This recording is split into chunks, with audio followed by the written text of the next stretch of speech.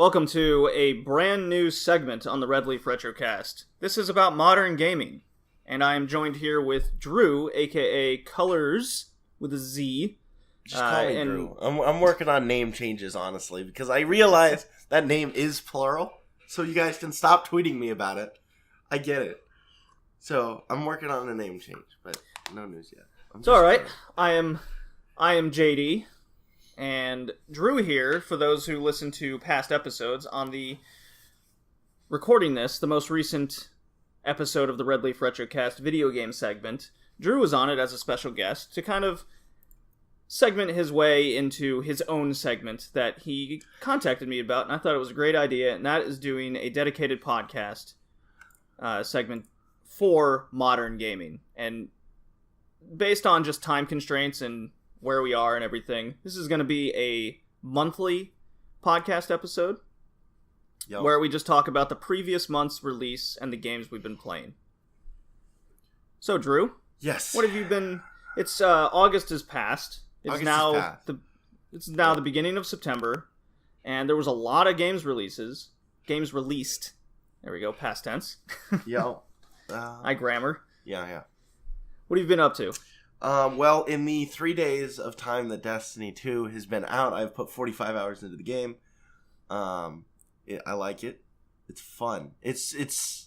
I hope you like it with 45 hours in already. I hate my time. There's this person behind me with a gun, and he won't let me get up. I think I find it hard to make the argument that Bungie has done like a Halo 1 to Halo 2 sequel comparison, because Halo 2 is like a perfect game. Even though it isn't, but, in our hearts, it always will be. But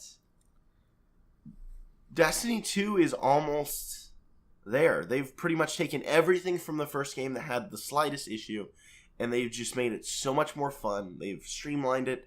They've made the game such more of an adventure. They've opened up these areas to be these giant sandboxes to explore, and so many more side quests, so many more just like side things that happen. Hidden sectors that like whole different sandboxes that you find just randomly. Like it's a ton of fun. The stories are good, the weapons are good, the looting is good. From what I've seen, it seems like they took a lot from Mass Effect in this, with gameplay and how you explore the world. I think they took a good amount from Mass Effect. I mean, it's still the same Destiny gameplay, but they just refined things. Like, instead of having a super weapon, and then a heavy weapon, now you have two primary weapons. You have a kinetic and then an energy weapon. So you can use whatever energy you want that's weak to the enemy. And then you have your heavy weapon. And then they pulled things out of the super weapon category, like shotguns that people complained about, and put them in the heavy weapons, so you use them less. And interesting. We'll definitely. I'll probably end up trying the game. I got a few friends that are gonna get it soon. So in the September cast in October, we'll definitely have a lot more to say about Destiny 2, because September's looking pretty slim for releases. October is looking crazy. Right. I'll have a lot more to say about Destiny 2, because in a week, this month the gear that we're getting for Destiny is because we'll have the raid, the trials, we'll have Iron Banner, all kinds of awesome stuff here this month. So. Well, there was some recent news that the first DLC is confirmed. It got leaked by a sales site, and then it got covered up, and then it kind of went out again. And I think they said on Twitter that it's called the Fall of Osiris. It's got all the awesome stuff. Something that isn't there though in the leak, and it is a leak, so it isn't confirmed. But there is no raid listed in the leak, so everybody's kind of freaking out that we're not going to have a raid in the first DLC. So I don't think they would release it without a raid. I just don't think that popped up in the leak. But we'll have to see. Yeah, we'll see in time. We'll definitely have more to say in next month's episode. Yeah. And in other news, here in Toronto, in my last 2 months here, because I have to move. Unfortunately, it's just the way life works out sometimes. But there was Fan Expo, a big video game convention. Woo! It also has a bunch of celebrities come. I've gone every year since moving to Canada. And each year is so much fun. They got a bunch of demos with Xbox, Nintendo, PlayStation. They got a big horror section with movies and indie films. Of course, lots of what's it called? The areas where you buy things. Vendors. Lots of vendors. Yeah, lots of vendors' rooms. There's Over, two whole floors of it. Dude. It's insane how much stuff. I didn't buy too much stuff this year. I only bought a couple things. There wasn't really any retro gaming this year, so 2 out of the first 2 years I went, which was last year and the year before, there was a lot of retro gaming booths of just like people, retro gaming stores coming to Fan Expo and, just selling their inventory at 10-15% off their store prices. But over the last year, a lot of those retro stores have closed, so there was only a couple of them here this year. I was very sad about that. But I ended up getting Rainbow Islands, which is Bubble Bobble 2, and I got Resident Evil Code Veronica on the Sega Dreamcast. Oh my goodness. I remember that game. Yeah, it's good. That was like the first, because I was a little boy, but that was like the first, that was an M-rated game, and I think that was like one of the first that I kind of just played. Just did, and I think I got in trouble, and then I just kept doing it. But my first M-rated game that I ever owned was Devil May Cry on the PS2. My first M game that I ever owned, like officially, I was putting on the shelf because I owned it, and everybody knew that I owned it. Was Modern Warfare 2. And that was... Well, when I was growing up, there wasn't even an ESRB. And then when that came out, that's when my parents were... That came out, and then I got a PlayStation, and then when games like Resident Evil came out, couldn't get it. What was the game that made the government... Yeah, what was the game that made the government say... that there was a few. There was a few of them. Night Trap was the popular go-to. No, wasn't it Mortal Kombat that did that? Mortal Kombat was involved, but it was also a few other games, and Night Trap was the biggest example that they used. Right. But yeah, as soon as the ESRB came out, I couldn't get any of it because I had Contra and stuff on the Nintendo. That would definitely be considered probably M-rated back then. Mm-hmm. It was censored in Europe, but that didn't stop me from going over to friends' houses and playing like Resident Evil and getting the shit scared out of me. But by today's standards, it's not that scary. Well, I mean, I was the same thing. My parents were always like, "No, that's bad. You're gonna turn into a person. You're gonna go into a school. Fox News says you're gonna be a bad person." Fox News. I was like, "It's not my fault. I'm not that bad. I like this game, And then eventually, I think it was just like, okay, you know what? It's we'll keep an eye on it. Yeah. Eventually, I was able to finally convince at least my mom. That there, I would have never been able to convince my mom. It was only my dad I could get away with. She used to play games with me. She was really fond of driving games, so we'd play like Need for Speed together and whatnot. Awesome. And I wanted Devil May Cry really bad. It looked really cool. You're this badass, like, punky vampire killer. I had PlayStation Underground, and that was a thing. And I was like, "Oh, Mom, I want this game." "Yeah, but it's M-rated." "Okay, when you turn 13, you can get it." I was like, "Great." My mom. So that's what happened there. And I shortly got Grand Theft Auto 3. Oh my god! Wow, that's quite the step up. Just like, hey, this game was great, but there's not enough, like, just heavy drinking and murder. I just need to step it up, all right? No, my mom didn't really ever play games, per se. She was an Angry Birds addict. She was the person... mobile gaming? Nah, I don't think so. She had her iPhone, and there was a point where she started playing Angry Birds, and she got every single one. Angry Birds Rio... Angry Birds Star Wars, Angry Birds Season. She got 3 stars on every single level in every single world. She got the Mighty Eagle Feather in every single map, every single world. And then now, I don't know what she plays now. I think I got her on Facebook Messenger. They have these games, and I got her to play this simple puzzle game called Brick Pop that I was enjoying. And now I just get spammed with notifications. Oh my god, mobile gaming and browser gaming. I have a very strong opinion about it. We did a short little segment over... like DLC and everything. Yeah. You were on that one, Drew. Yeah.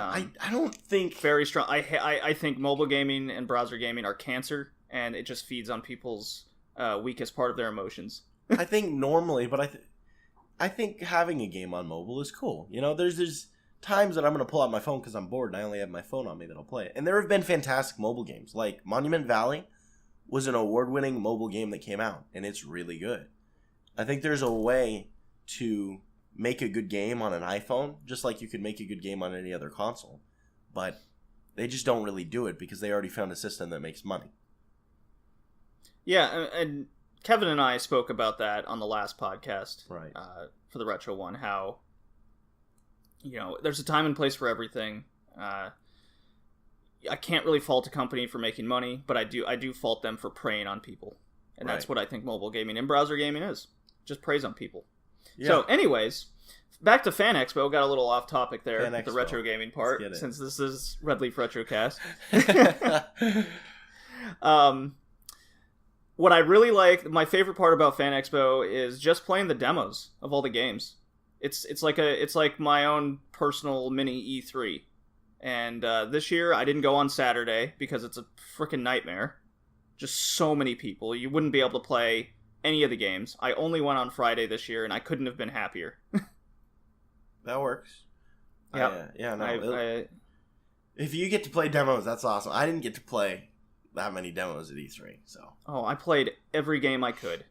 I even got to witness people playing Gran Turismo Sport in VR, and the difference between the VR version and the regular HD, you know, you're just playing with your controller, looks, good God, just ridiculous. And so does Forza 7. I did do enough demos, and I think one I did was the Xbox X, or no, it was just 4K Forza in the full driving like simulation chair. Yeah, that's they what were running it. They were running GT it off like well. They were running it off like 4 PCs, and it was incredible. Yeah, it looks disgustingly good, at least visually. Everyone playing it seemed to have both games. They seemed to have a blast, but the difference was definitely the VR for GT Sport. Right. The only demo they had was like a practice track, which I can totally understand why they would have that as the demo, because a lot of people haven't played VR still, and it looks like people were getting a little bit nauseous, but not as nauseous as, say, what was happening with the other driving PSVR games. Have you ever Project Cars was one of them? Yeah. Have you ever been in an Expo and saw someone get sick in VR? An X-Bone? An Expo. Expo. Yeah. Shit, I was like, I thought you said X-Bone. Have you ever seen an X-Bone at a Expo? Well, when VR was first rolling out and they had the Oculus demos going around a couple years ago, I tried a go-kart game in Oculus. I got super nauseous. Oh my gosh, that sounds it was really the nauseous. Worst. I thought I was going to puke. Have you ever... Yeah. And then a lot of the early PSVR games before it was officially released, they were still having latency issues. And that's how your eyes adjust to what's in VR. I heard about that. That was attributing to more nausea. And when I took a risk and got the PSVR on release day, and all those latency issues that were at least making me sick were essentially gone. Okay. There's only very rare instances where I start feeling a bit nauseous. Like, I play Riggs Mechanized Combat League quite a bit. That's like the only online game I play these days. That looks really good. I've always kind of wanted it's a lot of fun, but if you use your headset, the VR headset, to turn the mech instead of the controller, that's when I started getting nauseous. And they have a setting where you don't have to do that. Right. What you'll end up doing is aiming with the headset only, and then everything else is controlled with the controller. And I don't get nauseous at all doing that. So, have you ever played Wind Worlds? That was a popular VR game for a while, and I know it was on pretty much all the headsets. It was that one where you were a robot, and there was all these floating worlds, and you just used your arms as grappling hooks. It was essentially Attack on Titan, just as an experience without Titans. No, I never did play that. That was, I think, my first VR game, and that was absolutely terrifying. And it was a little bit overwhelming because, you'd shoot out your arms, grapple something, and then just start flying over this empty space to islands. Playing in VR is something that you just can't witness. It's a life-changing gaming experience. I absolutely love it. I think it's doing everything it needs to. I hope it succeeds. I want more games for VR. I mentioned this prior, I believe in a past podcast, that I got Farpoint earlier this year, the first-person shooter VR game. Yeah, I didn't hear great things about that. Well, I mean, it's very simplistic, but playing in VR, it was amazing. So right, I pretty much any VR experience is a cool experience. That's what I've learned. Even if it's not a great game, it's still a cool experience. Just because, even the most simplistic games end up still being really good, and that says a lot about VR itself. Right. And speaking of first-person shooter VR, I didn't get to play the VR. They did something weird this year where they had no lineups. You had to the previous day, you had to go on a PlayStation app and reserve your spot. E3 was doing that too. It was the Experience PlayStation app, and yes. You would jump in at like 9 a.m. it went live, and you would just try and tap fast enough to reserve your spot. Yeah, I was not okay with that. I was very disappointed. I kind of liked it at E3 because it gave me a chance to sit down, have a guaranteed time to play a game and experience the thing, I thought it was kind of nice, but... Yeah, well, they didn't really advertise it at Fan Expo this year. So if you went on Friday... No! So I showed up on Friday, and I was like, okay, can I go play that? No one's in line. There's no one playing. And they go, well, you either had to be here on Thursday or sign up at 9 a.m. I think they specifically told nobody about it. Yeah. They didn't. I was like, well, that's stupid. No one's in line right now. Let me play GT Sport in VR. So I wasn't... And they're like, well, you can show up tomorrow. I'm like, I'm not showing up on fucking Saturday. That's a nightmare. So they had Team Bravo, which doesn't look very good, honestly. It looks like a Call of Duty VR experience. I get what they're going for, but everyone they had a bunch of demos of it going around, and everyone I saw playing it just didn't seem to be really into it. Right. And then all around, so they had their whole VR kind of use section. They had a horror game going on. Fun. And then they had a little adventure game with the mouse. Those are always fun. Cool little things. Like, all right.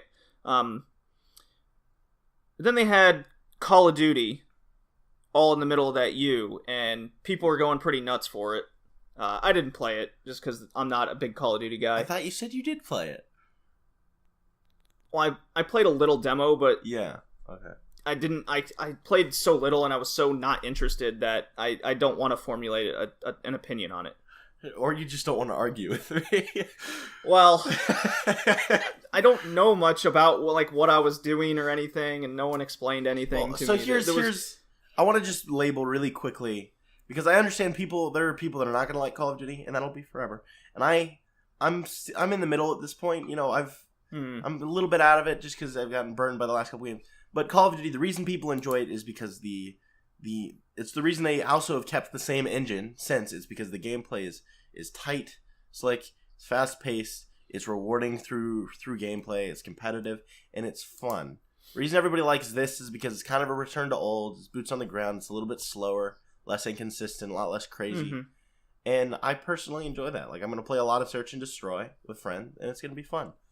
But people were liking it, but there was always there seemed to be always spots available. But then again, it was Friday. Right. A lot of people weren't there. Not as much as Saturday. I'm sure Saturday it was just insane. Right. Then they had Everybody's Golf, which I played a lot of. We'll definitely get into that later. Yeah. They had Knack 2, which, funny story, before I played it with my buddy, I made a joke to a guy waiting in line in front of me. I go, so Knack 2 Game of the Year? Because as we all know, or those who do know, the first Knack PS4 launch title was atrocious. It was a bad game. So I immediately made the joke, Knack 2 Game of the Year. What do you think, right? One of the main developers on the game was standing next to me. Oh my god. And he just goes, yeah, totally insulted. Yeah, it's Game of the Year. Oh no. That's oh god, terrible. his face was just red hot fury, and Dude. I just went full on. Well, I'm already in deep shit. Let's make this really bad. So game of the year, right? Even more sarcastic. Dude. And he just goes, no, it's really good. It's so much better than the first one. There's co-op now. How? Okay, they gotta go into the job interviews for like the studio making Knack and be like, okay, we need to not hire sensitive people because yes, our first game sucked. You can't get offended by like a meme about your first game. Oh my god! It was embarrassing and just all right. Here I go. I just gotta go full on steam with this one. JD is like, well, I screwed up. Let's do it some more. Yeah. So I saw people playing the co-op. People seemed okay at first, and then they quickly became not very interested anymore because it was a boring very game. Button mash heavy. Yeah. It looked bad. And then when it was my turn, I went, no, I want to play Ni no Kuni 2, which was next to it. Did you just get out of line? Yeah. Oh my god, dude. Well, I don't want to play this anymore. Knack 2 is going to come out. You know, I'm sure some grandmas will get it for their kids on the PS4, and the kids will be upset that they didn't get Call of Duty. And that'll be the end of it. It's not... Knack 2 is like a superfluous game. There's really no point. Man. You know? So Ni no Kuni 2, the visuals look amazing. It looks just as good as the first one, if not better. It's probably I have high hopes for that. It's probably going to play as good as the first one. It's probably going to have a good story as the first one. It's probably going to be like a 9 out of 9, 10 out of 10 on every news site. It's like... Oh, man. We'll definitely get into some of these reviews. These gaming sites are just giving games now. It's modern game reviews. And, oh, boy. Okay, so everybody's golf, again, get into that later. And then the big one that my buddy and I were most interested in was Detroit Become Human. I played that one at E3, and that was an interesting game. As someone who loves Heavy Rain and the other ones, that was a good one. Well, Indigo Prophecy was very meh. Oh, well, Fahrenheit, I enjoyed it. It was fun. That was the last one I played, so, I mean... Yeah. Well. So my buddy, when he was in line, I was playing everybody's golf, and he was doing everything he could. He was finding all the clues, because the demo was a hostage negotiation on a rooftop. Oh, it's where that one. A robot, yeah. Yep. Well, that was the one showed at E3. There was also another one, but I didn't want to do the other one. I can't remember which one that was. Oh, it was the other one. That one was also showed at E3. Yeah. I forgot what it was, though. But he was doing everything you needed to peacefully get this hostage negotiation through. Right. Finding all the clues in the house, talking to all the people, making all the right decisions with the negotiation, checking all the bodies that the android had affected, whether it was killing them or shooting them in deadly places. He had 99% possibility of completing it. Yeah. And he had the end, because there's so many different variations of the ending to the mission. Right. And it was just android lets him go, and then he gets lit up with a ton of bullets. And the girl's on the ground, and the main android just kind of looks at her like a boss, like, did my job, and walks away. Yeah. So then it was my turn. He took like half an hour on that demo. And they were letting him do it. Yeah. I mean, they let people complete it. If you're smart, they're going to let you do it. Yeah. So I went, because there was a bunch of people in line. I was right after him. They were letting me play, because nobody was playing everybody's golf, because it's a golf game. It's a good game, though. It was fun. Get into that more. So it was my turn, and I go, okay, what is something someone hasn't done yet? And they go, well, we haven't seen anybody pass it with less than like 35%. Like, mission completed. So I go, okay, so I'm going to do my best to do as terrible as possible and hope to fail. Okay? Yeah, of course. That's what you would do. Yeah. So, because Colin took 30 minutes and then I took 5 minutes. I went into the apartment, got the mission, and he goes, go check around for clues. I went to the girl's room, checked her like iPad. Oh, so that's the android's name. Oh, they had a good time. Done. Straight to the roof. I know you were hanging out. It was all fun, but you could stop. That'd be cool. So, Colin's mission was he was slowly approaching him, constantly in dialogue, and I was just. I never let up on the analog stick going towards the android with the girl in his arms with a gun to her head. And everything he was saying, he goes, you just, if I let this girl go, you're just going to kill me. And then my response was, yeah, it's too late. You're done. Oh my goodness. And you just see every time, you just see my bar getting lower and lower until I got to, I think it was 31%. And, Android just pushes the hostage off the building, goes off with him, and saves the girl. And I passed it. I was like, oh, okay. There you go. So we had 99% and like 31. Dizzle is a visionary. Well, it was also kind of an experiment, because after playing Beyond Two Souls, which is a very similar game, and I was saying this when I was waiting as well, I was very disappointed in that because it felt like I could do whatever I want. I'd never fail. Yeah. So that just confirmed my fear of what Detroit Become Human is. I think it'll get enough balancing. They'll get some flack on Twitter, and then they'll probably rebalance it, or just add a harder game mode. Because especially with that type of game, there are a lot of people who are going to buy the game, and they'll be like, I just want to play this game. And then they're the story was definitely there. I was much more impressed than what I experienced in Beyond Two Souls. It was more along the lines of Heavy Rain. What I want to happen is what happened in Heavy Rain, where a character could die. Yeah. Your actions have consequences. What I experimented in Detroit Become Human is, do my actions have consequences? And it almost felt like it didn't. Well, here's another thing to keep in mind. This is an Expo demo specifically. I don't think they're wanting a ton of people to go away feeling bad that they lost,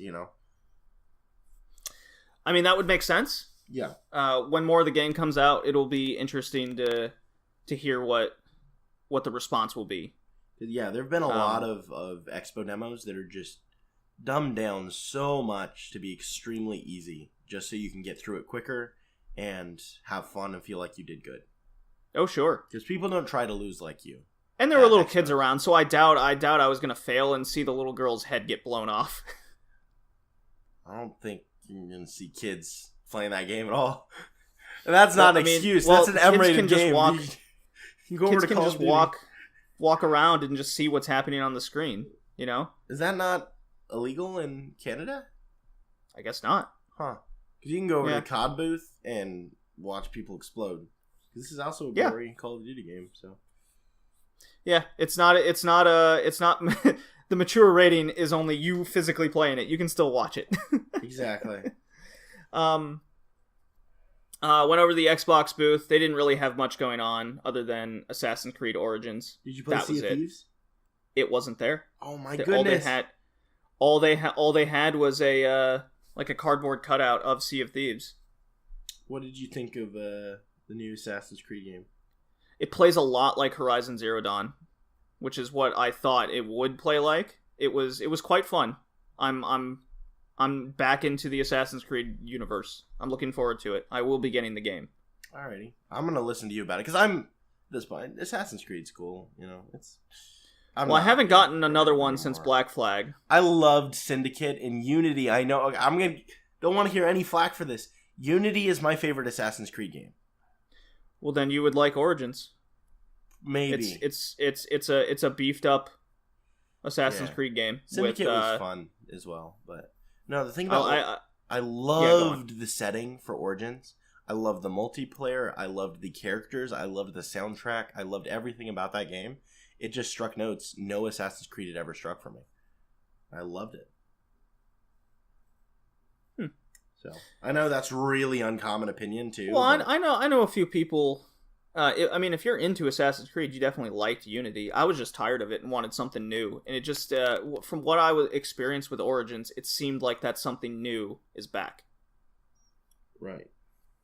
But yeah, Xbox had nothing going on. Far Cry 5 was out on the crazy 4K PCs in that section. That was a fun... Did you play Far Cry 5? No, I saw people playing. It was the same E3 demo. I'm excited for co-op, because I loved Far Cry 4 co-op. It was fun.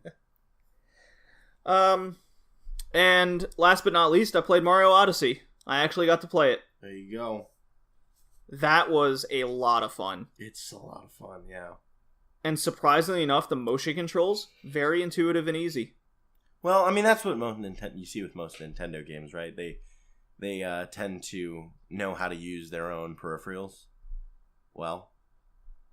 So yes, like I absolutely loved flipping my wrist, and Mario throws his hat, goes on other things. I loved using the controller up and down. He goes into this ball roll, which was hilarious. I absolutely adore that move. My buddy played the New Donk City level, the city one where it felt like a fetch quest. He didn't really care for it too much. Yeah. Because demo-wise, he wasn't really able to experience much of the game. While I played the, desert level.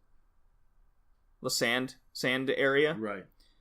And, man, just some of the mechanics, becoming different little things. Everything flows so well. It's a Mario game. It felt so much like Mario 64 and Super Mario Sunshine. It seemed like a hybrid between the two games. I'm so excited. I'm very excited for it. I do have my pre-order in for it in October. Or is it November that it comes out? October, right? October 27th? October, yeah. Yeah. So very pumped. Yep. And besides that, just been playing those August releases and tapping into some Horizon Zero Dawn as I usually do. I've lately, Destiny because it's fun. I've been doing Modern Warfare Remastered wager matches. Mm-hmm. And, what else have I been doing? I think that's really been it. It's just been kind of a chill time lately. Was there any major news that came out? Today, major news, video game wise? Or just, video game, just recently? Well, I did just check my Twitter, and apparently, just now, it was revealed that the new South Park game. Okay. If you want to play hard mode on the game, you have to play as a black character. I love it. So, if I just want to shotgun a couple of big news stories, there was a big. Oh my god, that is great. It's pretty great. In all honesty, it's pretty great. But to shotgun a couple things, there was a big. I don't know. Do you know about the YouTube CS:GO gambling scandal that happened? I briefly heard about it. I hadn't looked into it. So basically, a big Call of Duty YouTuber named T Martin and another big YouTuber who used to do a lot of Call of Duty, but Pro Syndicate.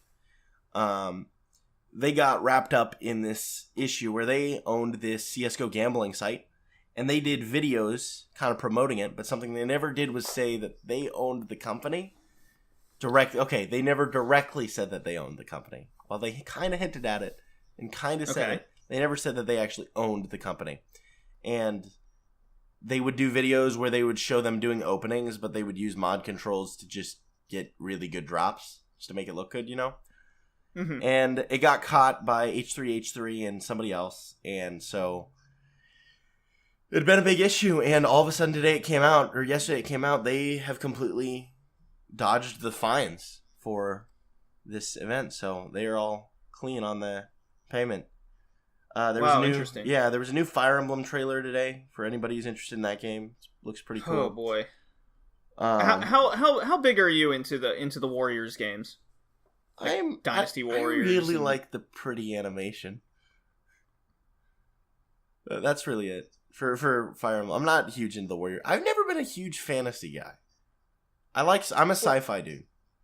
So. It's not just that. It's just a hack and slash with tons and tons of enemies that don't really fight back. I feel like some games do it right. Like the Hyrule Warriors games, I felt like they did a good job. But it's those big enemies that don't fight. I get bored with them sometimes because they're just too easy.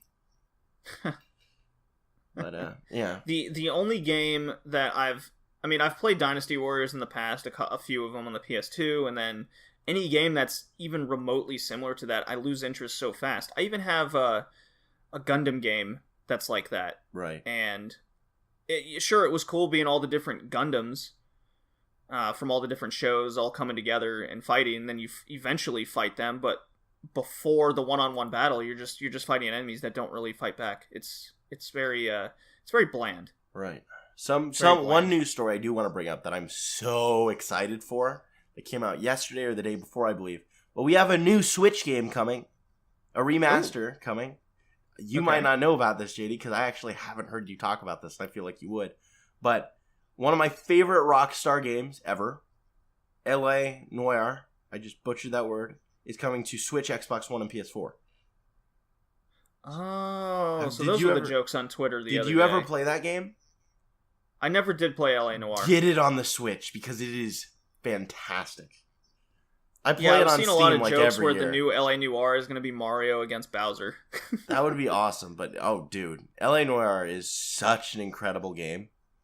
It's also going to the Vive. It's a new one, or no? It's a remaster. It's a port. Remaster. It's not even really a remaster. It looks more like a port. But yeah, no. Xbox One, PS4, Vive, and Switch.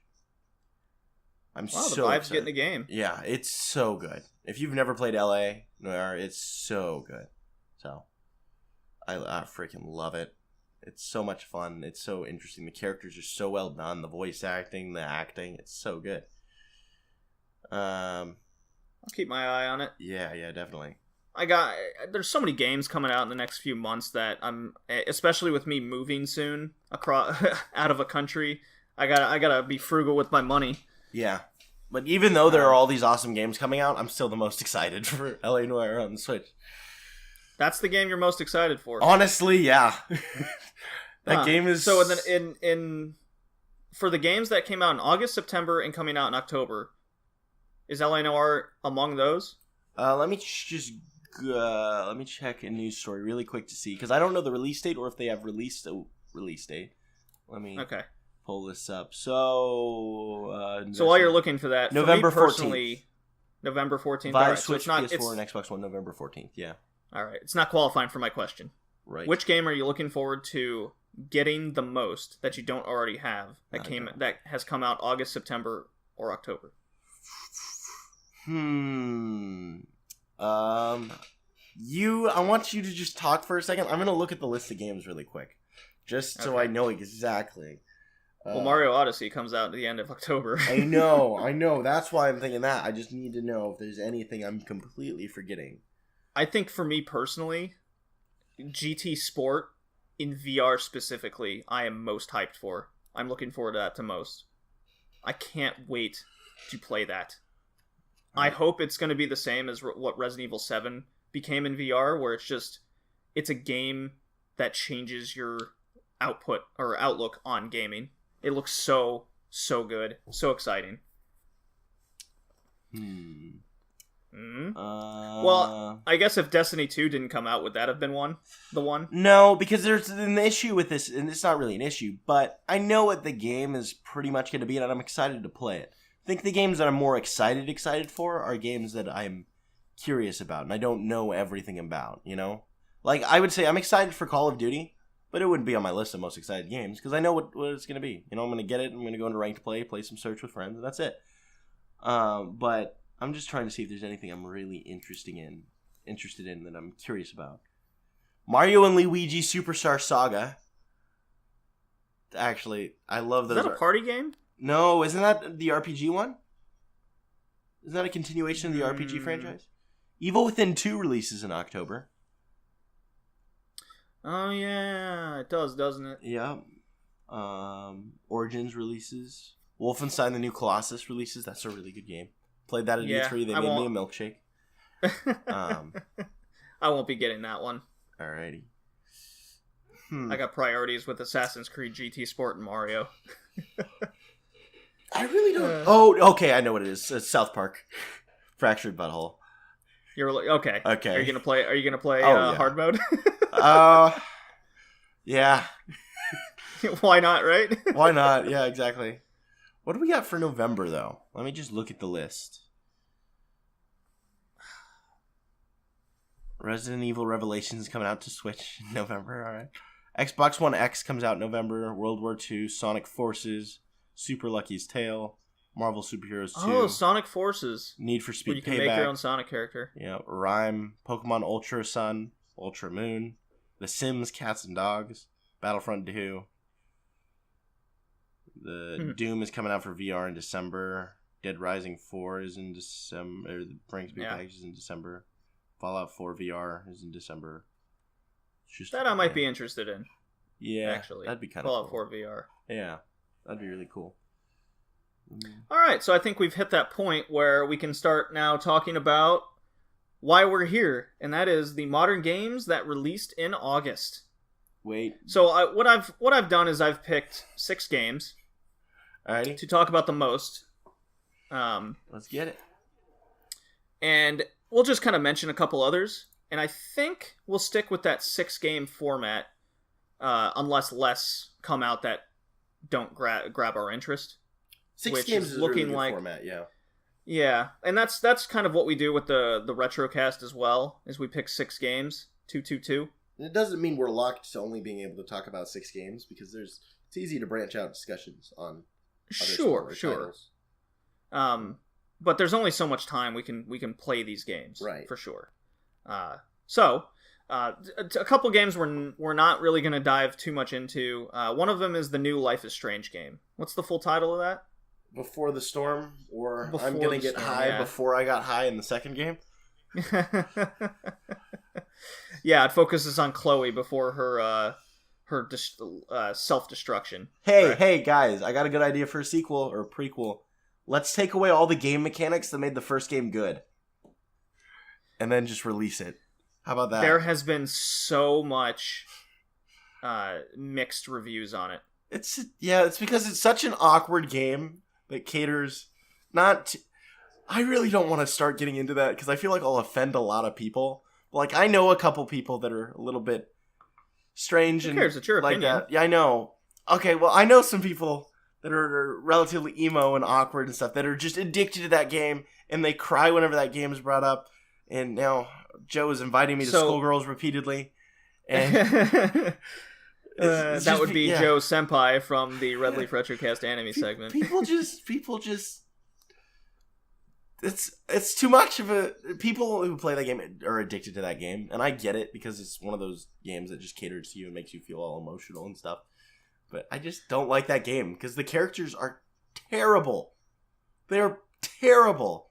Chloe is a terrible character. Her whole appeal was the fact that she was a self-destructing teenager. Exactly. And I personally, as just kind of getting out of the rut of self-destructive teenagehood, don't want to go play a game of self-destructive teenagehood. It's very much specifically for that kind of emo like audience. Yeah. Of the reviews I've seen that are good, it's perfect for people who want something like that. But as you said, the game mechanics that made the first one so interesting is gone. So you're not I played a demo of it, and as in I just witnessed a friend playing a little bit of it. Yeah. It just felt like I was watching a game, not even playing a game or watching a game. It was just there. It's not even a good adventure game though. Like, it's just not interesting.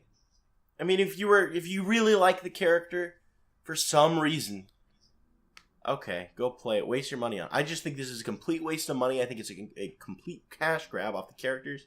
I think it is terrible. That is just my opinion though. So. No, I think I'm kind of the same boat with you on the opinion of Before the Storm. I'm very disappointed in the game. Yeah. I'm very happy I didn't buy it day one. I've been a lot more hesitant the last 5 or so years with buying games on release day. I'm pretty sure I get Call of Duty every year. I think that's really... I pre-ordered as soon as pre-orders go live, and I normally get like the bigger one because I like either the Iron Box case, or this year I got Digital Deluxe. Kind of wish I got an Iron Box case this year because they have some really nice like Normandy Beach ones, but because I know I'm going to be playing it a lot. I did pre-order Destiny 2, got that day one. No, most of the games I know I'm going to play, I get day one. Honestly, I pre-order them. Like, I'll pre-order Mario. I'll pre-order any other Switch games, you know? Mm-hmm. Yeah, I mean, Switch games you pretty much have to pre-order. You are not getting it. Yeah, well, unless you get it digitally. Which, I don't know if you want to do a segment on like, digital versus physical, but I was very, very big on physical media, and I'm starting to turn. So, I'm getting into... No, I'm still physical. I know, I sit here, if that system ever bugs out, the game's gone. But it's locked to my account. And now that I live somewhere that doesn't have data caps, I have a terabyte hard drive I just fill with games. I don't care that I'm downloading things. I don't have to get up, find a disc. Especially I don't even have a bookshelf anymore in this house. I don't have to go find my case. I just start the game and play it. Well, I keep all my games in a CD case. Right. I need to get a CD case. And then I'll do that. But still, it's just convenient to not, get up, pull out the disc, put it in the case, put it in the next disc, and then sit back down. Oh, I like that aspect. I like collecting, like, iron box cases, but when it comes to just playing the game, I find it much more convenient to have it just right there. Yeah. Well, moving on. The other game was Tacoma that came out, and it got decent reviews. It got good reviews. If we're going by majority, it's a game about a bunch of people in a space station, but you are trying to figure out what happened there. Yes. So it's more or less just a life simulator. Well, there was something. This is same developers as Gone Home, and it is a direct, like, Gone Home game. They just took what worked in Gone Home and they brought it to a new game. So, yeah, played Gone Home. This is Gone Home in space. Yeah, so your whole purpose in the game is basically to get to know the characters, and if you don't resonate or are interested in the unraveling of the story, the game isn't going to be for you. But the majority opinion is that you will be drawn into what happened there. Yep. Because it is interesting. It is interesting. They do a good job at storytelling for how they do it. It's interesting. Yeah, I liked Gone Home. I enjoyed it.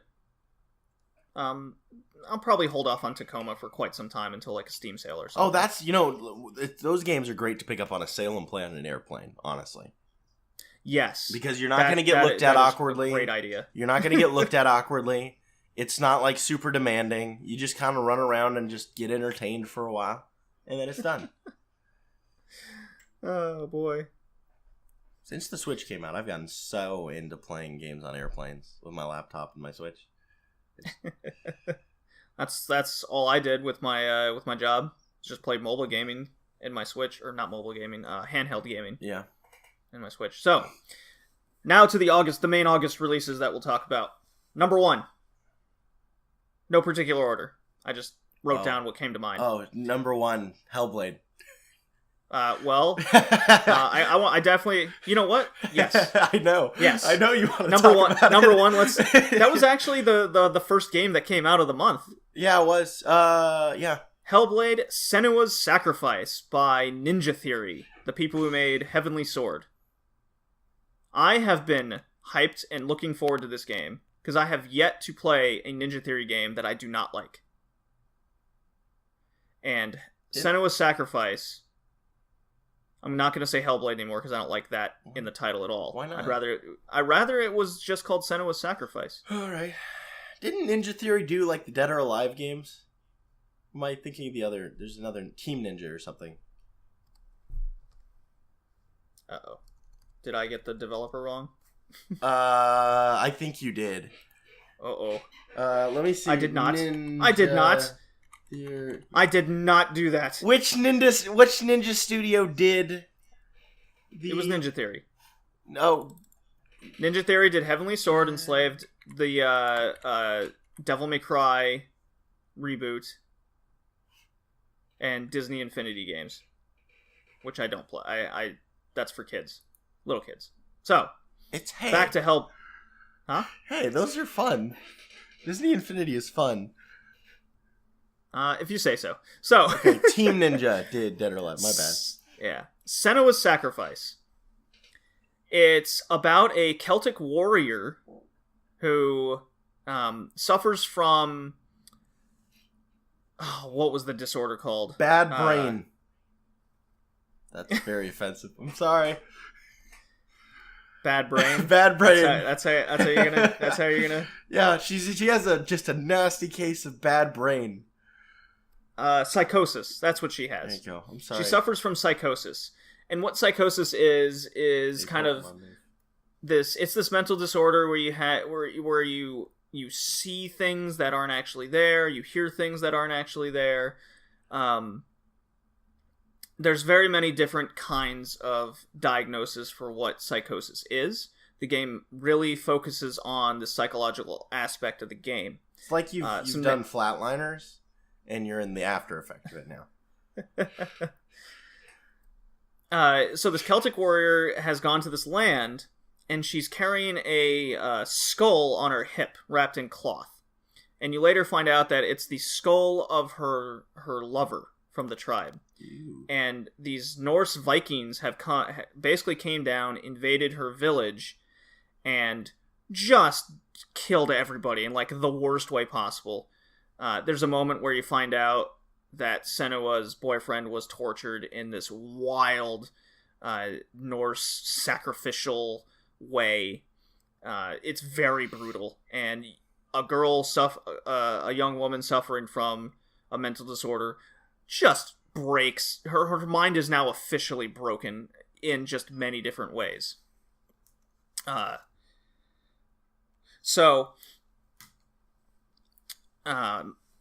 She goes on this journey to try and save her lover's soul, and she's traveled to this Norse land, and she's fighting basically demons and entities from Norse mythology.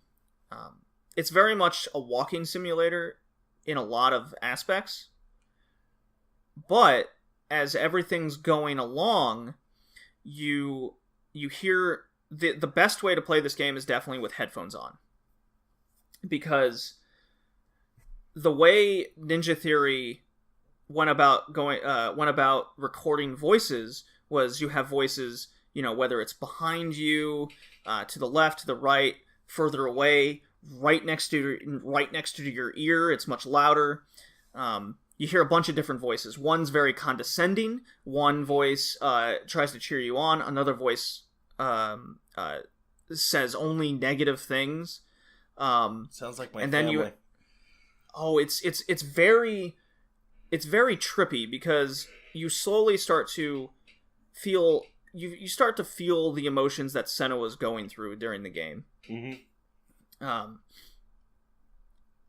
And at the beginning, she meets this old warrior, and she asks him, or he asks her to join her on her journey. So you hear his voice, and his whole job is to inform Senua of all these all this Norse culture, this Viking culture, right. their religion, their way of life, right. And you learn all this, and it's totally optional, but there's hints within these pillars scattered throughout the walking simulator, as I'll doubly put it, that informs you of like what you're about to face. Like that's what this area is. This big bad dark evil thing that's chasing you, or that you're chasing after to save the soul. This fire demon, this Grim Reaper like bird that you fight. It's all really, really cool. I have the highest opinion of this game. I have listened to other gaming podcasts that aren't high in this game. Whereas, if you're not into the Norse mythology, you're going to find it incredibly boring immediately. You're going to feel like nothing's happening. You're just walking from point A to point B until you get to a boss battle, which the boss battles are incredibly epic. Nice. I absolutely adore it. That is an overwhelmingly positive opinion. The puzzles, as they get a little monotonous, and as does the fighting, I'll get into that in a second. The fighting, you know what? I'll go into the puzzles in a second. I'll start on the fighting. So you're fighting these shadow demons, right? And Ninja Theory has a reputation for having simplistic yet tight fighting mechanics and controls. Right. So you have a light slash, a heavy slash, you have a jump, and a punch/kick. Right. And depending where you are in relation to the enemy, depends on how the slash goes, and then there's different button combinations. And as you progress through the game, you have to vary it up in order to survive. Right. And there's even certain sections of the game that you're supposed to die, which I really appreciated. Because I'm like, oh my god, I'm being overwhelmed. I died. Oh shit. Oh, that was supposed to happen. I love things like that. It really puts you on the edge of, should I survive or should I give up? Right, yeah. And that further emphasizes the psychological aspect of the game. Yeah, psychological video games are really interesting because they just they do something no other medium of entertainment can do, because they are immersive and they do tap into you, and I find them very, very interesting as far as games go. So this, and I mentioned this on the previous podcast, the one you were on, where this game is right now my personal game of the year. I don't think it is game of the year, but if I was picking my own, say, top 10 games of 2017, which you will, this is number 1. All right, you'll be doing that, and I still think that Breath of the Wild is my number 1. So don't get me wrong, great game. I just enjoyed the hell out of what Senua's Sacrifice brought. I loved what it did. I loved what it was trying to do. Yeah. Because immediately when you start the game, it's obviously a disclaimer where Ninja Theory has to do it. It's like this game emphasizes on psychological disorders. We used a real life psychologist that deals with real life people, and after you beat the game, you unlock this making of the game and how they interviewed people that suffer from psychosis. That's like cool. 4 to 6 I people. wish more games would do that, honestly. It was very. It just means that they went the extra mile in making sure that they know what which they're is really doing. good, especially when you're dealing with a game such as this. Yeah, and Ninja Theory came out and said the head developer who worked with the psychologist, they were afraid to, they were so afraid to cross certain lines. Right. Because psychological disorders is a very touchy subject. Yeah, it's a dangerous Emotional place to disorders, be. mental. It's and the fact that they basically said, we're going to do this, and the people that were involved in, talking about their disorders, what they go through, how their daily lives are affected, they appreciated the game for bringing their own struggles to a medium that people can be entertained and learn from it. Like one woman, she goes through areas. One woman described her psychosis as, if she goes to a park, every color is more vibrant and beautiful, and it's just the most amazing thing you can ever see. And there's a moment in the game where they take her descriptions of what she sees, and Senua goes through a similar moment. And then she goes, but then there's moments at, say, night, where you think shadows are coming to life. People are talking to you, and they're not actually, there's no one actually near you. So they took these people and their own circumstances and kind of threw it all into one character. That's one hell of a character. Yeah. No, Senua was one of the most complicated characters I've experienced in quite some time. I don't know. Now, there was one... There's 2 weird things Hellblade does. Okay. And that's the puzzles and then the FMVs that they did. Right. So, are you familiar with FMVs? No. I know of them. I don't know exactly what they are, though. I've heard of them many times, though. Back in the early 90s, during like the Sega CD and the 3DO era, they thought FMVs, which is full motion videos, would be like the next big thing. Right. And Senua's Sacrifice uses FMVs, where you'll have this character be interacting in this, and she's going through a cutscene, and all of a sudden an FMV of a real life actor will come on the screen. Huh. My personal opinion is I thought it was really cool, really well done. It's cool to see FMVs used in that way. It brought some realism to the game, even more so. Right. But FMVs was tried. It didn't work. I can totally see why people are completely thrown off by that. And the last point I want to bring up is the use of puzzles, where you have to, and this is where a lot of people with psychosis is they see patterns in things that aren't actually there. So you have to, in certain areas, you have to make a symbol appear out of your surroundings. And the symbol, let's just call them letters. Whether it's an H, a V, an M, something like that. And so you'll be in this like forest of trees and you're looking around and you have to kind of position the camera to make the trees look like an M and an outline, and that'll unlock this gate. Resident Evil 7 did a certain type of thing like that, where they had the thing you'd have to rotate in the shadow in order for it to fill out a symbol to open a door.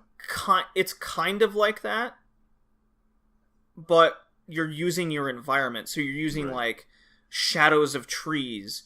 At a certain angle, it will mix with the shadow of this house. But the outline of the shadow is what you're going for, or the symbol in between the trees. So I was like trying to focus my vision, trying to get different patterns out to unlock. I liked it. It did get a little monotonous after a while. Right. There are definitely certain levels where,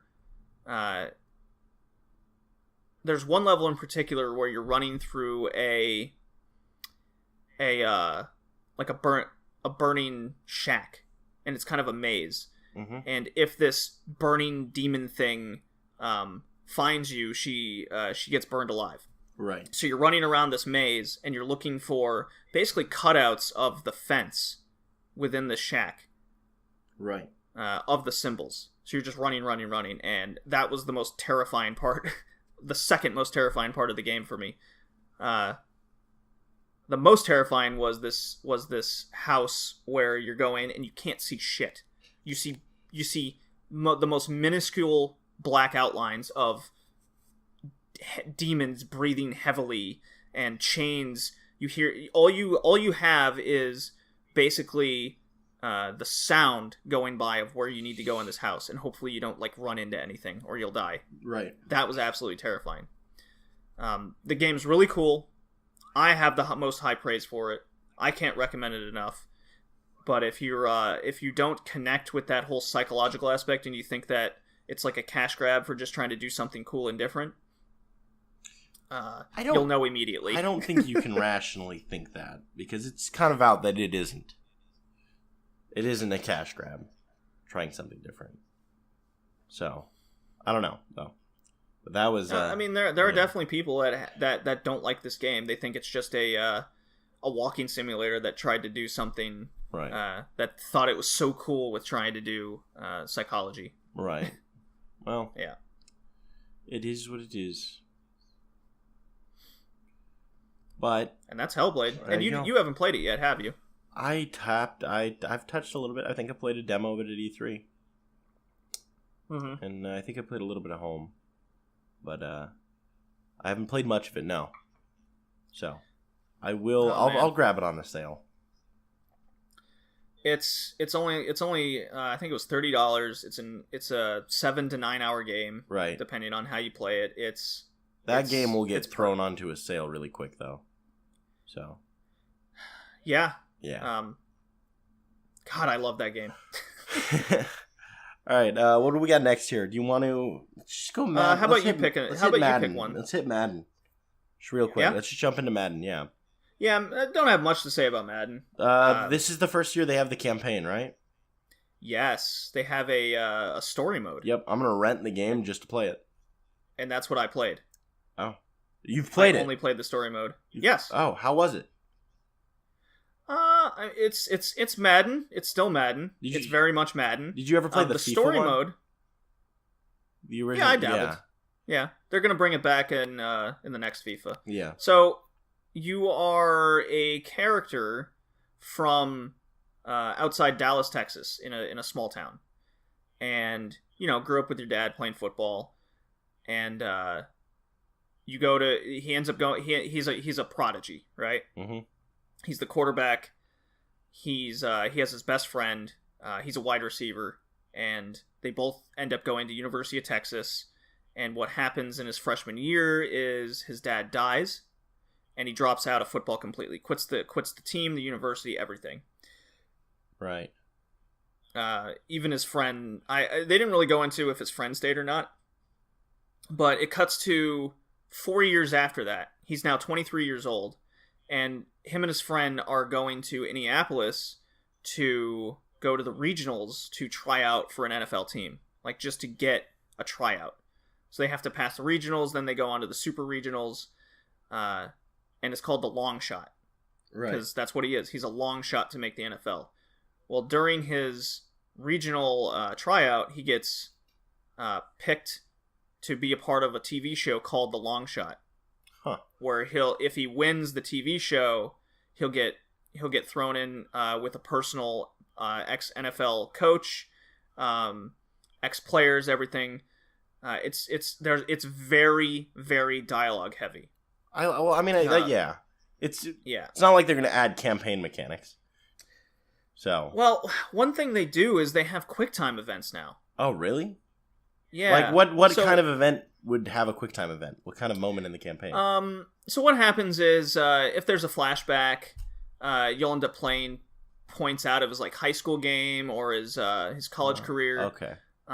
Where it's like your team's down by 21 and it's the second half just started, bring this team back, and you only play offense. There was one moment where he's back in Mathis, Texas, the place outside Dallas, where his friend was reminiscing about how one game he played both sides of the ball, both offense and defense. You got to do that to try to bring the team back. And of course your buddy's there, your childhood friend. And the characters are very, very likable. Yeah. There's a few like Life is Strange type moments where you have to pick dialogue, and that affects your character's persona. Oh, I thought you were talking Life is Strange moment character wise, and I was like, oh god damn it. No. Just the gameplay where you have dialogue choices, and that affects dialogue and scene choices, where that affects how other characters will look at you, the player, and then it'll also affect on how NFL teams will look at you from your scouting report. So you can't tweet bad words? There's a moment on Twitter or at least Instagram. You're or serious? Something where, there's oh my goodness. Yeah, so there's things like that in the game. Great. The QuickTime events are so in the regional tryout. There's one moment where they go, okay, here comes the wide out pass. Let's see if he can hit this. No one's hit this all day. And so he snaps the ball, do a QuickTime event to pivot. So you press Y. I played this on the Xbox One, by the way. Okay, all right. He pivots, and then you press as the guy's running. You move this reticle with the analog stick to go to where the ball path is going to be. Then you press another button for a QuickTime event, and then he throws the ball, and you guide the ball into the guy's hands. And that's more or less what every QuickTime event is. Do you follow the ball in full rendered? Yes. That sounds so cool. It's actually a lot of fun. Yeah. Very dialogue heavy, but I was very much into it. Dialogue is fine if the story and characters are interesting. Yeah, it's pretty short though, because I was able to complete about 60% of it in a couple hours. Yeah. I don't really think you can make those games long and keep them interesting. Yeah. Well, I mean, if you want a longer kind of, I wish they did a road to the show like they do in the MLB games. Yeah. With this, I think that would be really cool. Right. You follow the character, and then you get drafted by a random team, and then there's just random. It could be even something as simple as text boxes where it's like we're down by 21. Yeah. we need you to throw like, we need you to run the field this time all the way down without failing. You know, Right. just things like that. Yeah, that would See be how fun. you do. Other than that, you know, Madden's still Madden. Yeah, Madden. really- It's a football game. You know. Yeah. I think the last one I got was Madden 12, and it doesn't seem, even in the last 6 years, it doesn't seem that much different. Right. Yeah. I still think that those games should just go on to a subscription platform. I feel like the games would have more. They sell improvement. every year.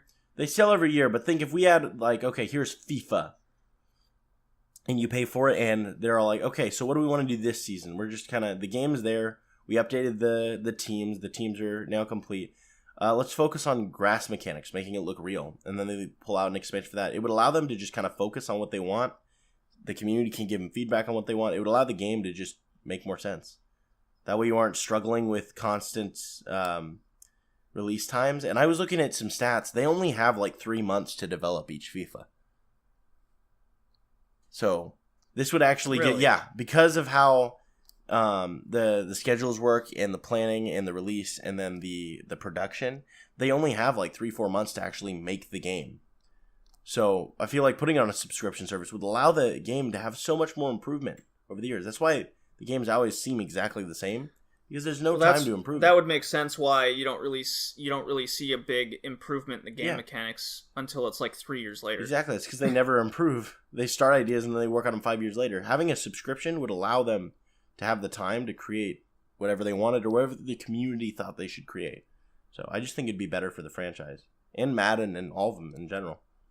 Yeah, I mean there was a time in the PS2, PS3 days where every year I would get the sports game. Yeah. I would get the new Madden was always kind of an every 3-year deal, but I would get FIFA every year. I would get NBA 2K every year. I would get MLB every year. I would get NHL. Just every year, I would save up a ton of money for August and September just to get all the sports games. I was never that big into them. I enjoyed Madden. Yeah, there was a good with my uncle. 5-6 years in a row that I did that. Yeah. I don't know. I've never really been into the idea of playing a sport in a game. Because they're talking about putting FIFA into the Olympics, and I'm like, are you serious? It already is in the Olympics. Exactly, that's my point. I get esports, but add an esport, not a electronic remake of a real sport. You know? Oh boy. Yeah, so I mean, if you're a big Madden fan, you're gonna love the campaign mode. Yeah. It was the cool. I those guarantee everyone who campaigns, bought such a Madden's great already idea. played it. Such a great idea to add those, honestly. They're so great. Yeah. Well, they took that from FIFA. Yeah. And I hope they do it in the other sports games. That'd be cool. Yeah, it would be. Well, I think they will, officially. Because I think EA said, hey, do this now in the game. I think you're going to see it in all of them. Because it's a system they've tried now that works. So yeah, I think they're going to do that in NBA actually coming up, now that I think about it. NBA already had one. Oh, it did? Yeah, remember it had that famous film director did it too? Oh, you're right. Yeah. That's right. Yeah. Like Spike Lee All right. or something. So I guess where do you want to now jump would be to a good next? time to talk about everybody's golf. Alrighty.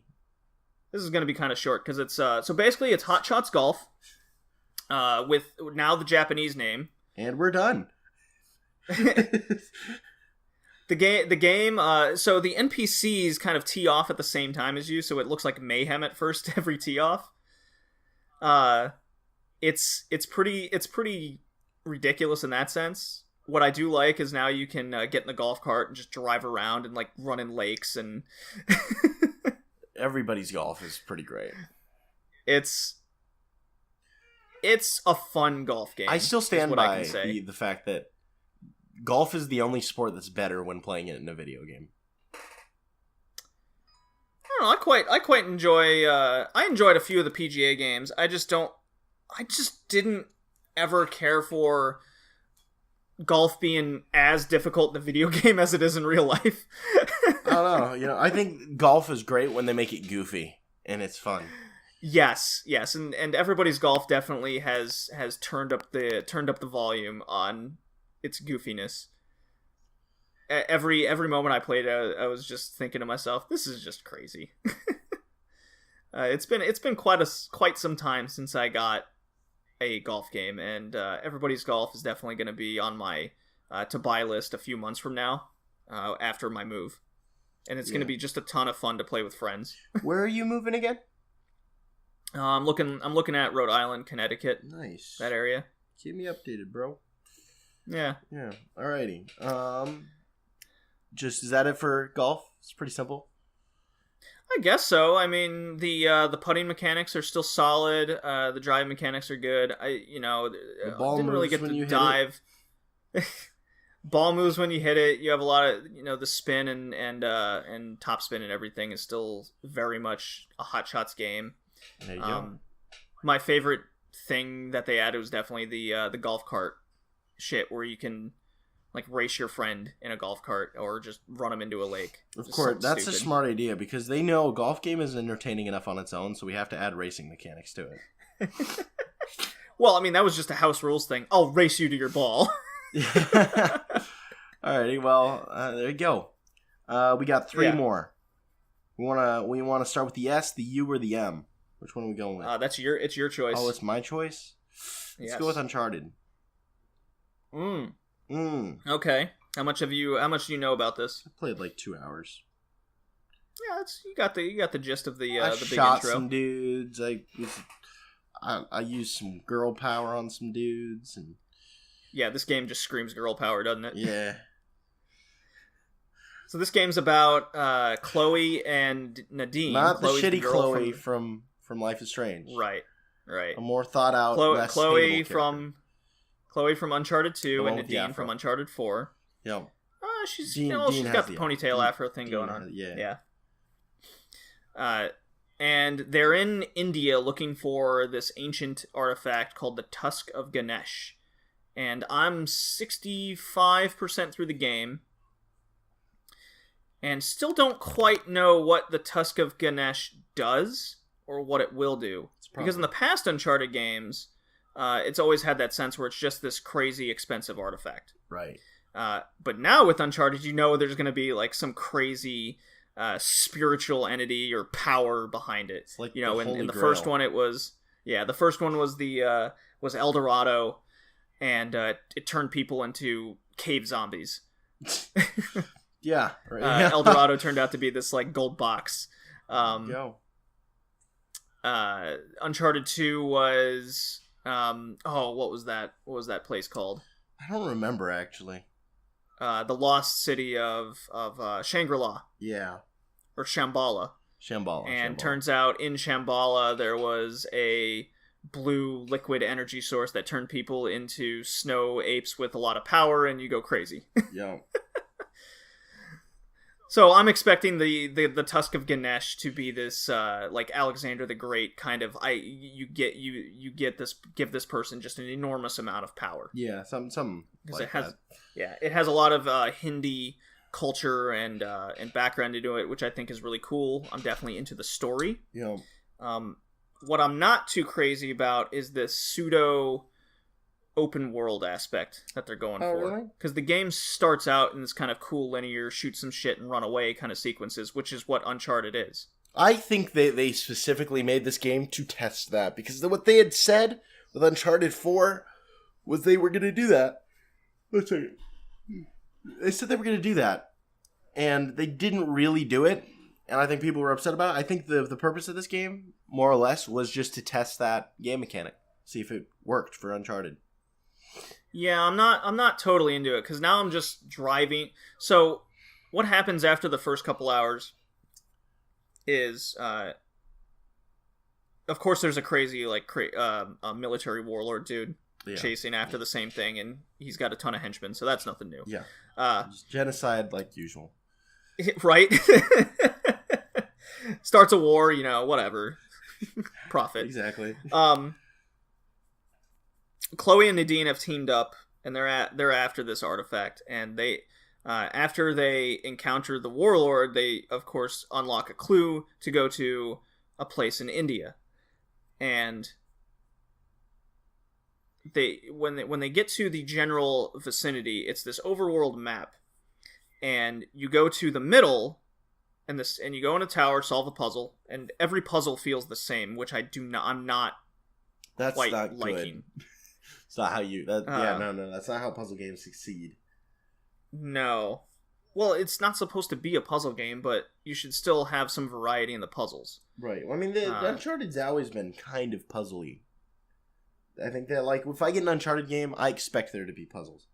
Yeah, but they each one felt a bit different than the other. This one is always go to the thing, turn the dial, and you're done.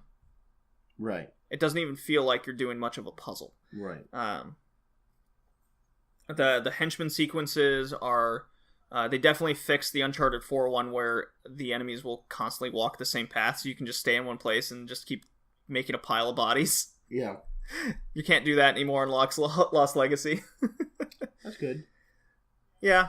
So you got this little hub world. You go to the middle tower. You turn the dial. It unlocks windows, and then you look out each window, and she marks on the map. Okay, have to go there. Have to go there. Have to go there. And each area is a different Hindu god. Right. So you go to each of those areas. You unlock a big door to go to this other area, and that's how. And then I beat that section where it's their lost city where they thought the Tusk of Ganesh was going to be. Shocker, it isn't. It's actually somewhere else. Who would know, right? Who would have known? There are some breathtakingly awesome cutscenes where you're edge of your seat. You're definitely. This is definitely an Uncharted game where like Train Disaster V2.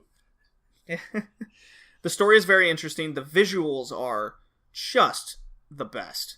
It's so good. Yeah, it's Uncharted though. Like, did you expect anything less?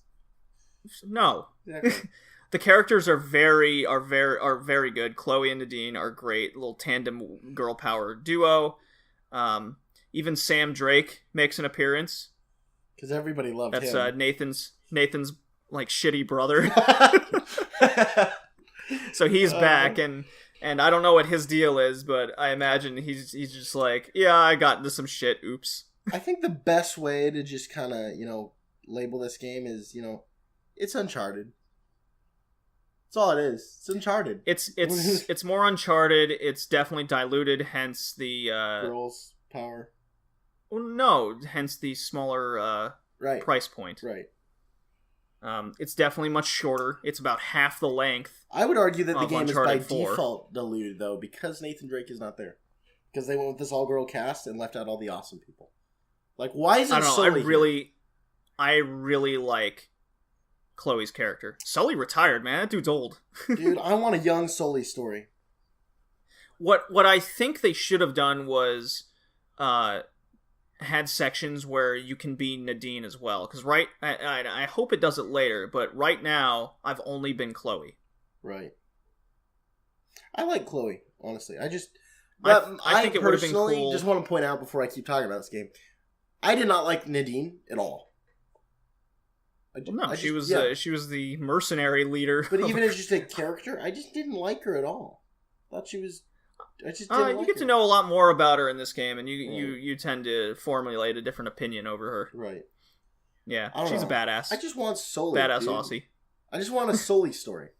Give me young Sully and that one girl that he thought he was going to fall in love with, but then didn't. Oh, yeah. That would have been a cool little backstory. Yeah, exactly. Just give us Sully's. Yeah. There's so much juicy story in Sully's life that every Uncharted fan would absolutely love to see. Yeah. Why they decide to another... I think you know what? How about for the next Lost Legacy game, they keep Chloe, and somehow Sully is dragged into a situation, and you go through his past, like it's dealing with his past demons. Well, they've said that, and it keeps having flashbacks. They've said with Uncharted that the franchise will probably continue, but Nathan Drake is done. I think. How about the entire next Uncharted game is Sully? Like, I'm okay with that. I'd be okay with that too. I think a good transition would be to have Chloe and Sully somehow meet, and then have flashbacks of Sully's past. What if they and then have a game dedicated to just Sully? So here's a spitball. What if the next game is about Sully, but just to give closure, the whole backstory of the game, it's Sully telling Nate a story. Like, what if Nate's sitting there? That would be cool. What if Nate? Get this. This is an awesome thought, but. Nate is sitting in an armchair. They're sitting by the fire. Nate has a kid. He's with his son. And Sully's telling a story. Well, he has a daughter. That is true, but he has another. He has more. A daughter. Yeah, I know. I could totally see them. Yeah. I could totally see them making an Uncharted game about his daughter becoming this crazy hunter as well. Yeah, but what if they did? Now that's so cliche though. Just like, well, the adults are done. Make the kid do it now. I hate when franchises do that because it's so cliche. Like, yeah, and then it'd be like the Naruto syndrome. Yeah. Yeah. I think even I don't know if they would do it because I don't know if they want to go with Nate anymore. But just make Sully the main character and have young Nate as a sidekick, like back in the day, or just straight Sully. You know? Well, they did have a small little background on that and how young Nate met Sully. How he met them, but they didn't show any of the early adventures because then we jump from Nate being like, what, 15 to like 22, it looked like. What happened between Sully teaching Nate the trick of the trades and Nate being better at everything than Sully? Well, Sully just got old. Well, exactly. That's what happened there. He's still doing stuff. Yeah. All right. So I think that does it for Uncharted. Sonic Mania? Don't. Yeah, let's jump to Sonic Mania. Yeah, let's do Sonic Mania. Holy crap, a good Sonic game. It was fun. It was Sonic, yeah. I don't have much to say about this game because it's Sonic. You know, I enjoyed it. It was fun. It's definitely just more Sonic from the 90s. Yep. You can definitely tell a lot of heart and soul and love went into this game. Unlike Mighty Number 9. Oh, come on. I was so sad. I was like, picture me like really happy and then picture me really sad. And that was me. And I was so sad. I was like, oh. I do wish Sonic Mania had more original levels. Mm-hmm. That's my complaint. Well, I think I think we all just want a new Sonic game. That's good. I mean, this is definitely a new Sonic game. I somehow like the story, as simplistic as it was. Robotnik has this like time dilation thing, and you go through past levels, and the levels have been redesigned to what seems to me like Sonic CD. Right. Where the levels get batshit crazy and they're just massive. Yeah. So, if you would have told me this was Sonic CD 2, you would have... you could have fooled me. Would have made sense. Yeah. Some of the boss battles are very irritating and unimaginative, I think. But then a couple others are incredibly imaginative. Like, there's one where you just fight a pillar with spinning balls. I mean, come on. That's dumb. Another one is two spike balls hovering in the air. Like, that's nothing. To me, that's nothing. That's like, okay, you didn't come up with anything. But then there's one where you fight a dude who's like a magician, and he keeps changing into different enemies, and you have to figure out the way to attack this guy right. That's cool. Yeah, I mean, boss design, I've honestly, and this is going to be awkward, I've never, even as a gamer who played older games and all that, I've never been a fan of boss fights. That's more of a modern game thing. It just doesn't feel boss fighty anymore. I just, no, even in the old ones, because, I would play Mega Man 2, and I'd play all these games, and they were awesome. But the idea of just boss fights, I never had fun with. I always wished that instead of adding these boss fights to make it hard, I wish that they scaled the leveling and made the entire game feel like you were having, battling more realer people. Don't make this one guy that's superpowered and then make all these grunts that are terrible. Make everybody kind of realistic. Make it hard, and then don't put everything on this big battle. That's not what games used to be, though. I always felt boss fights were unfair and ridiculous, and I got bored really quick. Well, different generation. Yeah, well. Different. But like, I still played a lot of old games, and those were my first boss battle, experiences.